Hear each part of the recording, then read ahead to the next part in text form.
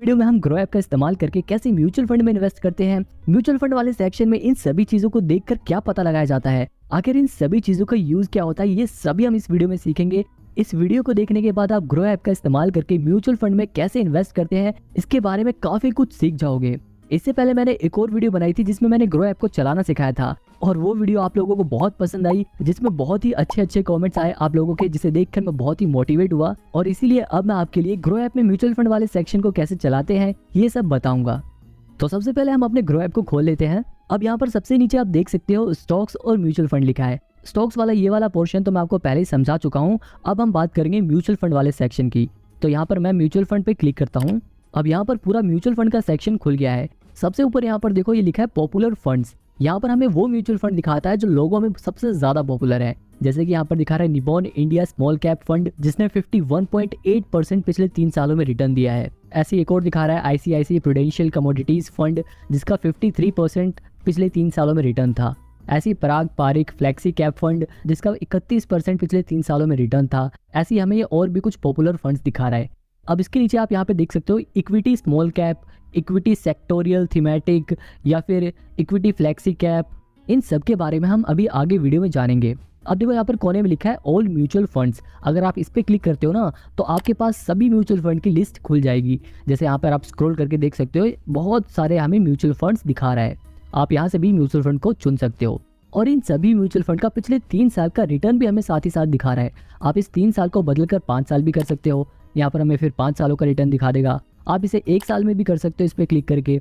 मतलब आप पिछले 1 साल का, 3 साल का और 5 साल का रिटर्न देख सकते हो यहाँ से। अब हम यहाँ पर फिर से बैक करते हैं। अब इसके नीचे देखो यहाँ पर आता है कलेक्शंस। यहाँ पर लिखा है high return SIP with 500, tax saving, large cap, mid cap, small cap. आखिर इन सभी चीजों का मतलब क्या है? तो सबसे पहले हम नीचे वाले सेक्शन पे आते हैं और लार्ज कैप, मिड कैप और स्मॉल कैप को समझते हैं। अब देखो इन सभी चीजों को समझाने से पहले मैं आपको जल्दी से बता दूं कि म्यूचुअल फंड क्या होता है।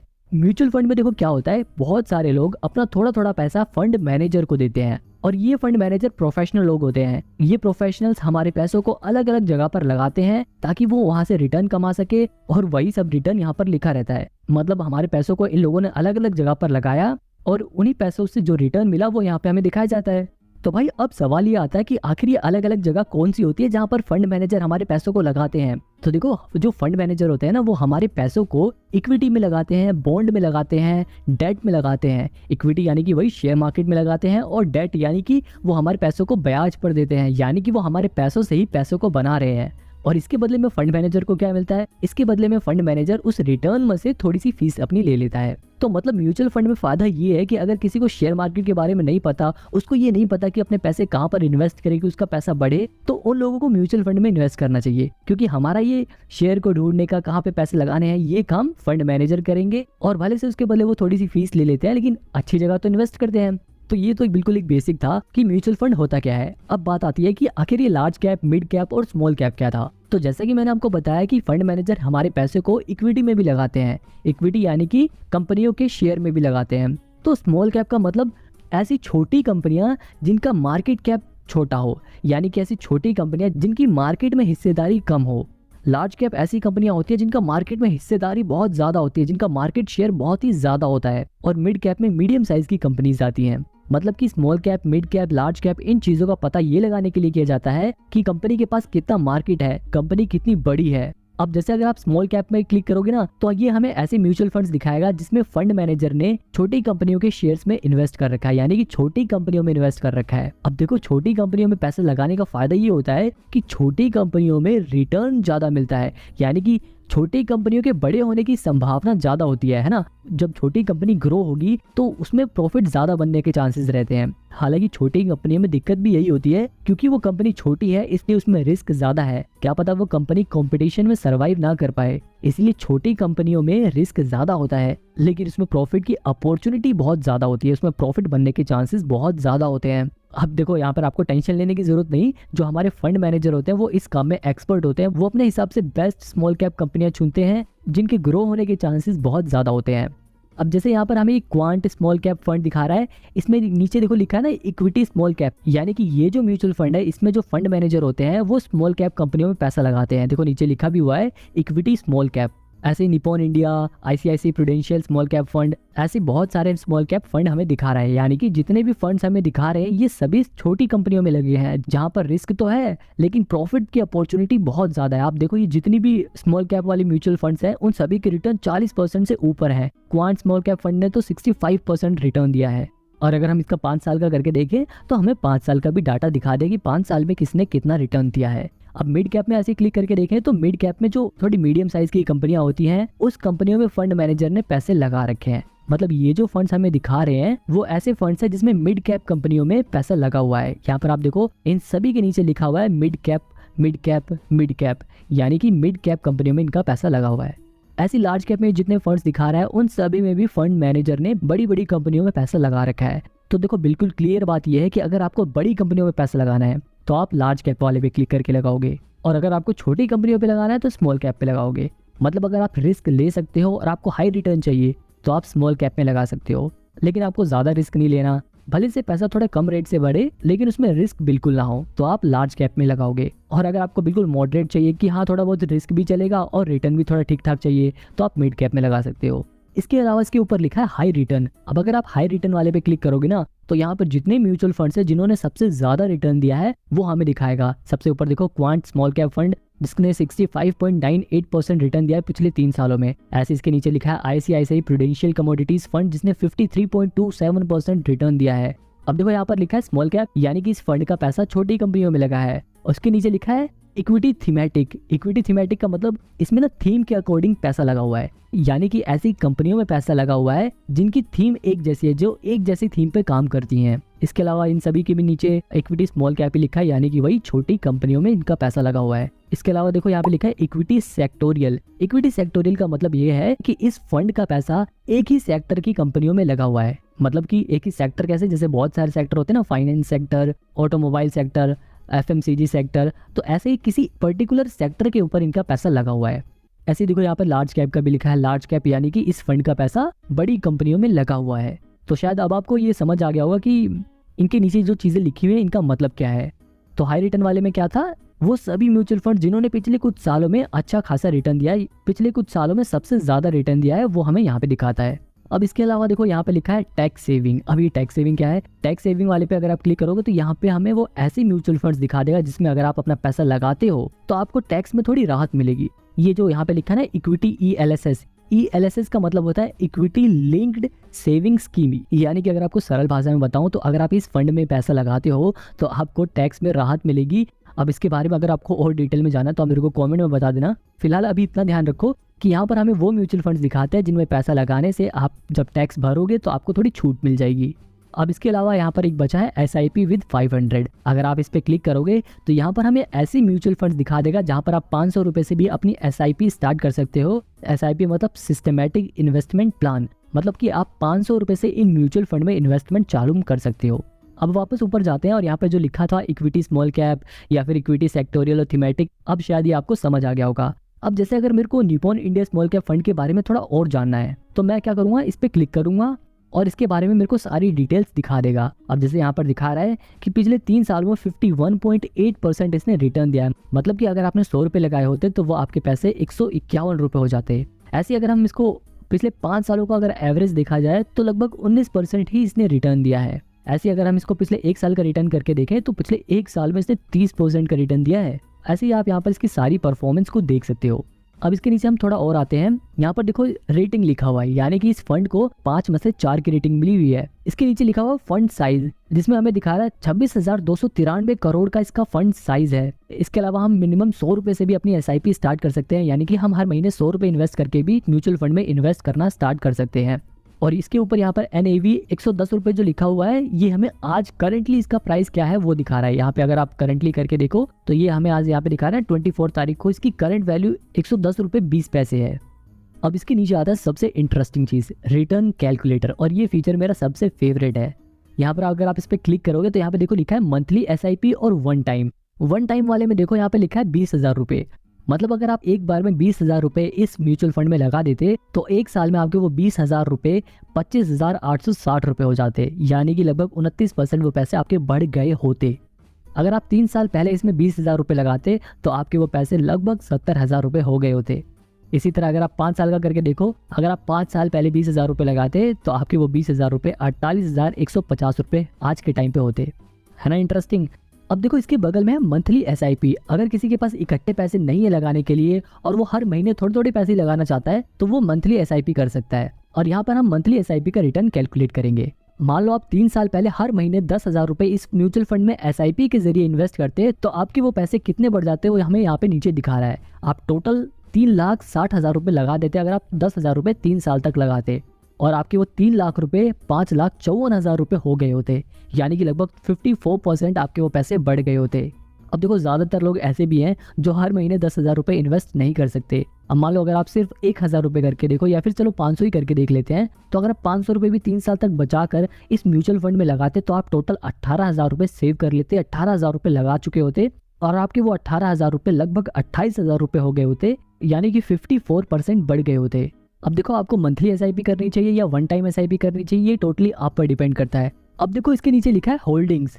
अगर आप होल्डिंग्स वाले पे क्लिक करो, अब देखो यहाँ पर हमें बहुत सारी कंपनियों के नाम दिखा रहा है और सबसे ऊपर लिखा है टॉप 10 होल्डिंग्स। इसका मतलब ये है कि इस म्यूचुअल फंड का ज्यादातर पैसा इन कंपनियों में लगा हुआ है, जैसे कि tube investment of India limited, HDFC bank limited, इन सभी कंपनियों में इस म्यूचुअल फंड का पैसा लगा हुआ है। अगर आप यहाँ पे नीचे देखो, यहाँ पे लिखा है होल्डिंग एनालिसिस, आप इस पे अगर क्लिक करोगे ना तो यहाँ पे इसकी सारी डिटेल्स खुल जाएगी। यहाँ पर देखो इसका लिखा हुआ है कि Nippon India small cap fund ने अपना पैसा यानी कि 26,294 करोड़ रुपए में से 96.7% इक्विटी में इन्वेस्ट कर रखा है, बाकी उनके पास 3.2% कैश है और डेट यहाँ पर दिखा रहा है 0%, यानी कि इन्होंने अपना सारा पैसा इक्विटी में लगा रखा है, डेट में नहीं लगा रखा।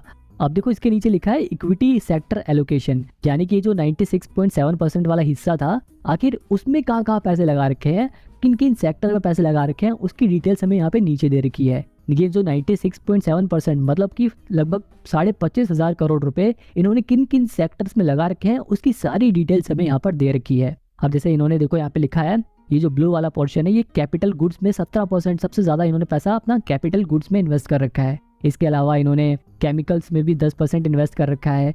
फाइनेंशियल सेक्टर में इन्होंने 13.3% इन्वेस्ट कर रखा है। तो मतलब ये सारी डिटेल्स दी हुई है कि इन्होंने कहाँ कहाँ पैसे लगा रखा है। इन्होंने हेल्थ केयर में भी लगा रखा है, इन्होंने सर्विसेज में लगा रखा है, कंस्ट्रक्शन में लगा रखा है, ऑटोमोबाइल में लगा रखा है, बहुत सारे सेक्टर में इन्होंने अपना पैसा लगाया हुआ है। लेकिन सबसे ज्यादा पैसा इन्होंने कैपिटल गुड और केमिकल्स और फाइनेंशियल सेक्टर में लगा रखा है। अब देखो ज्यादा सेक्टर्स में पैसे लगाने का फायदा ये होता है कि रिस्क कम हो जाता है। मान लो अगर किसी एक सेक्टर की कंपनी अच्छा परफॉर्म नहीं करती और उसमें ज्यादा प्रॉफिट नहीं होता, तब भी दूसरे सेक्टर में अगर प्रॉफिट होता है तो उसका प्रॉफिट उस लॉस को कंपनसेट कर देगा।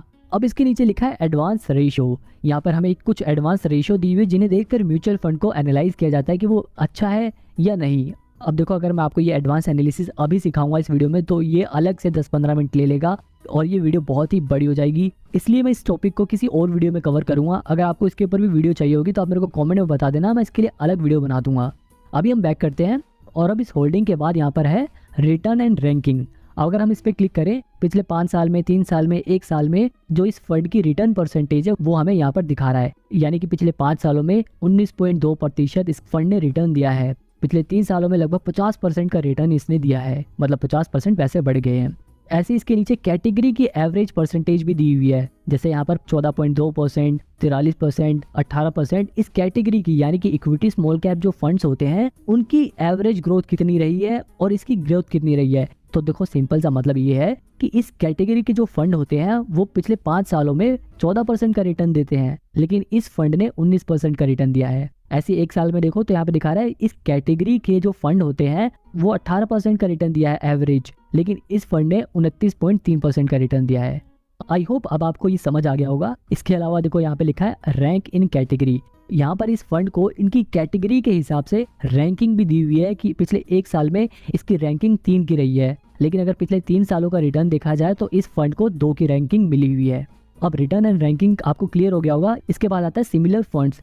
ये जो हमारा ये Nippon India small cap fund था, इसके जैसे जो और भी म्यूचुअल फंड्स हैं वो हमें यहाँ पर दिखा रहा है, जैसे कि क्वांट स्मॉल कैप फंड्स ने 66% रिटर्न दिया है और कोटक स्मॉल कैप फंड जिसने 48% रिटर्न दिया है। ऐसे ही हमें कुछ और भी फंड्स दिखा रहा है। अब सिमिलर फंड के बाद आता है expense ratio, exit load and tax. Expense ratio मतलब क्या होता है, जैसे कि मैंने आपको बताया था कि हमारे पैसे को फंड मैनेजर अलग अलग जगह पर इन्वेस्ट करता है। अब भैया फंड मैनेजर हमारे पैसे को लगाएगा तो खुद भी कुछ पैसे लेगा, वो अपने इस जो म्यूचुअल फंड का है उसका एडवर्टाइजमेंट करेगा, तो उसका एडवर्टाइजमेंट कॉस्ट आएगी, वो उसका भी खर्चा उसमें जोड़ेगा। तो टोटल इस फंड का जो खर्चा आया, यानी जो खर्चे आते हैं वो 0.82% है। यानी कि जो टोटल रिटर्न होता है उसमें से ये जो 0.82% है वो ये अपना एक्सपेंस काट लेते हैं। यानी कि अगर आप इस म्यूचुअल फंड में इन्वेस्ट करने के बाद 1 महीने के अंदर ही एग्जिट हो जाते हो, 1 महीने के अंदर ही अपने पैसे वापस निकाल लेते हो, तो आपके ऊपर 1% का एग्जिट लोड लगेगा, यानी कि 1% आपके चार्जेस कट जाएंगे। इसके अलावा नीचे लिखा है स्टैम्प ड्यूटी ऑन इन्वेस्टमेंट। अगर आप इस म्यूचुअल फंड में पैसे लगाओगे तो आपका जो टोटल अमाउंट रहेगा उसका 0.005% स्टैम्प ड्यूटी के नाम पर कटेगा। यहाँ पर देखो लिखा है return are taxed at 50% if you redeem before 1 year. यानी कि अगर आप 1 साल से पहले इस म्यूचुअल फंड से अपने पैसे निकाल लेते हो तो आपका जो भी रिटर्न रहेगा उस पर 15% टैक्स कटेगा। यहाँ पर देखो ध्यान देने वाली बात यह है कि आप जो पैसा लगाओगे उस पर जो रिटर्न मिलेगा, यानी कि जितना पैसा बढ़ेगा उस बढ़े हुए पैसे पर, यानी कि उस रिटर्न पर 15% टैक्स कटेगा।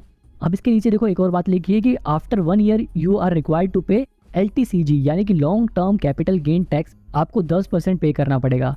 यानी कि जो आपका रिटर्न है वो 1 साल में 1 लाख रुपए से ज्यादा होता है तो आपको उस पर 10% का टैक्स भरना पड़ेगा। अगर आपको थोड़ी कंफ्यूजन हो रही होगी ना तो आप इसे थोड़ा बैक करके दोबारा से सुनो, आपको समझ आ जाएगा।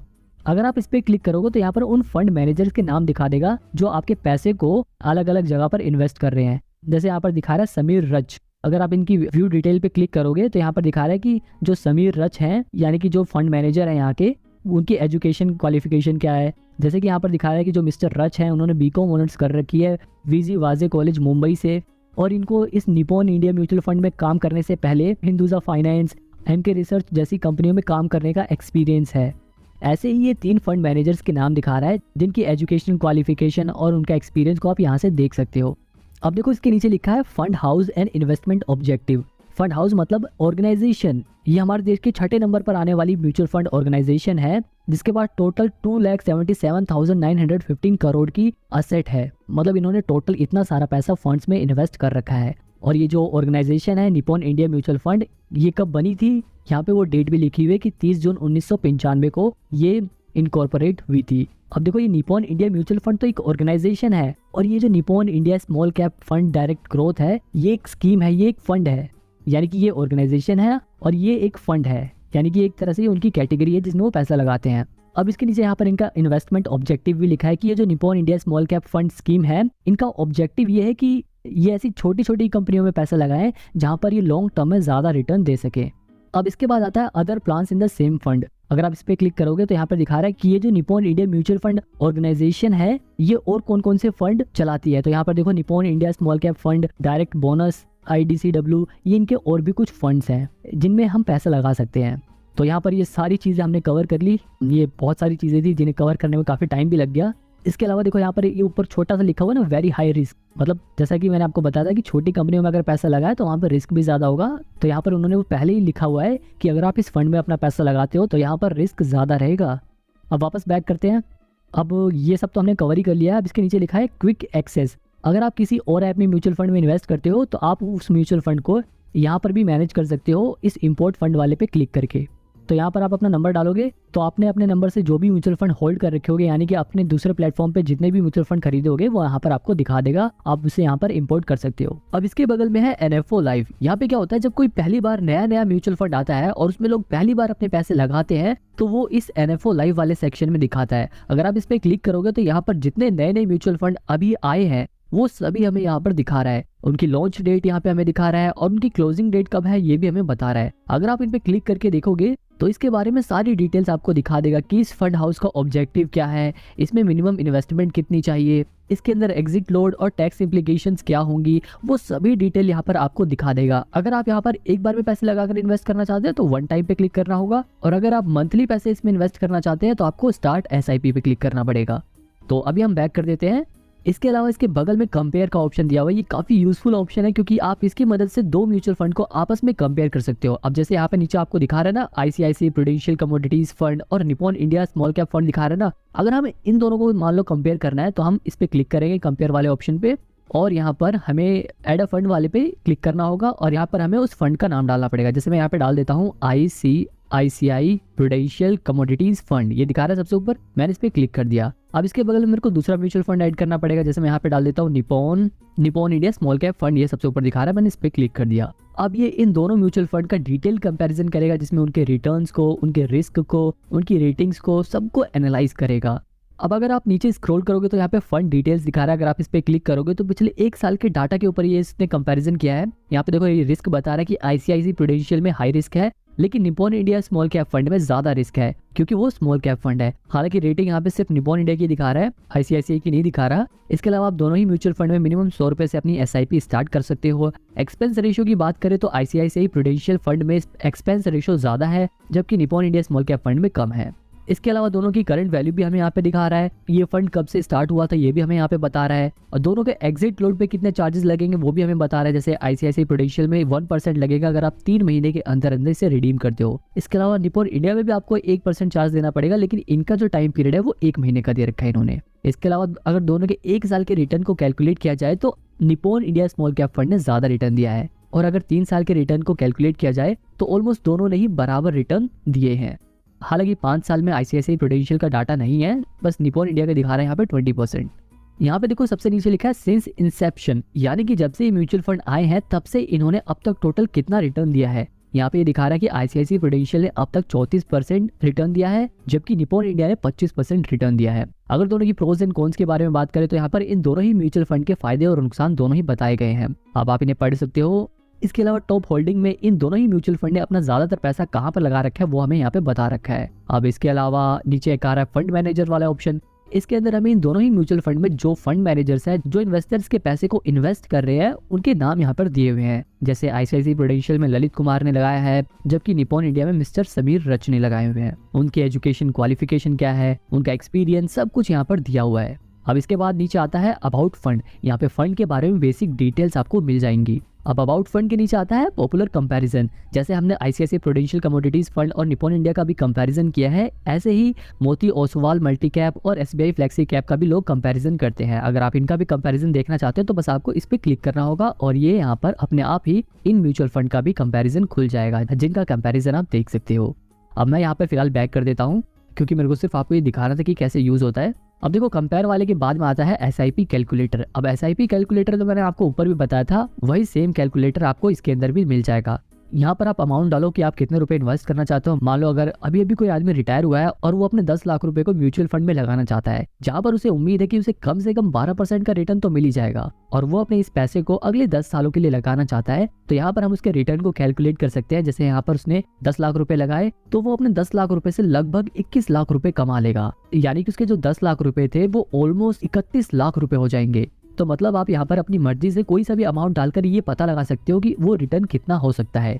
हालांकि जरूरी नहीं है कि उतना अमाउंट हो ही जाए, हो सकता है कम भी हो जाए और हो सकता है ज्यादा भी हो जाए, क्योंकि थोड़ा बहुत रिस्क तो म्यूचुअल फंड में भी होता ही है। अब इसके अलावा यहाँ पर नीचे भी सभी म्यूचुअल फंड की लिस्ट दी हुई है, जहाँ से आप सभी म्यूचुअल फंड को देख सकते हो। तो ऑलमोस्ट हमने ये सभी कवर कर लिए। अब यहाँ पर आप देखो डैशबोर्ड में आपने जितने भी म्यूचुअल फंड में अपना पैसा लगाया है वो यहाँ पर दिखाएगा। अगर आपने किसी म्यूचुअल फंड को खरीदने के लिए अपना ऑर्डर दिया है तो वो यहाँ ऑर्डर्स में दिखाएगा। अब देखो मेन बात ये आती है कि आपको म्यूचुअल फंड में इन्वेस्ट करना चाहिए या नहीं करना चाहिए। तो देखो यहाँ पर सबसे इंपॉर्टेंट बात यह है कि अगर आपको शेयर मार्केट के बारे में कुछ भी नहीं पता और आपको ये समझ नहीं आता कि मैं किस शेयर में इन्वेस्ट करूं, मैं किस कंपनी में अपने पैसे लगाऊं कि मेरे पैसे बढ़ जाएं, तो देखो ऐसे लोग अपने पैसा म्यूचुअल फंड में लगा सकते हैं।